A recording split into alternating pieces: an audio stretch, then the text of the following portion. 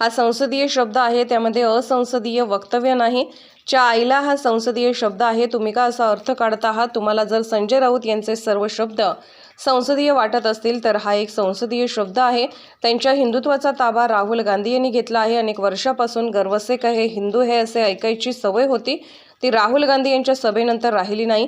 त्यांच्या हिंदुत्वाची कमांड राहुल गांधी यांच्याकडे आहे. काँग्रेस राष्ट्रवादी सोबत जाऊ नका म्हणून झालेला विषय होता. कुणाला अटक होणार म्हणून उठाव नाही, ते राष्ट्रवादी काँग्रेस सोबत आणण्यासाठी ठाम असल्याने उठाव झाला होता. त्यांना महाराष्ट्र नाही भारत ओळखतो. ज्यांना आमदारांची व्याख्या कळली नाही त्यांनी बोलू नये. तुम्हाला 40 लोकांच्या उठावामुळे महत्त्व मिळतं, याचा चांगला लाभ घ्या. आम्हाला कोण विचारतं? महाराष्ट्र जाणतो. तुम्हाला विचारायला कुणी राहिलं नाही आहे. तिथे भजन करा. ते बघा, इलेक्शनच्या काळामध्ये असे आरोप करणं प्रत्यारोप करणं चालत राहील. उद्या जर त्यांच्याबद्दलचा जर आम्ही काही आक्षेपार्थ बोललो तर ते त्यांना महागात पडेल. म्हणून जिभेवर कंट्रोल ठेवा. आपण केलेले अंधारातले कृष्णकृत्य लोकांसमोर येऊ देऊ नका. आले तर त्यांचा तुम्हाला पश्चाताप होईल, एवढं मात्र निश्चित. त्यात नाराजी वगैरे काही नसते. हो, आमच्याकडे आदेश पद्धती आहे. एकदा उमेदवार जिंकला झाला तो आपापल्या कामाला लागतो आणि सर्वजण आपापल्या महायुतीचा प्रचार करणार, त्याबद्दल कोणती शंका घेऊ नका. अहो, नाराज होणार नाही तर तो माणूसच कसला?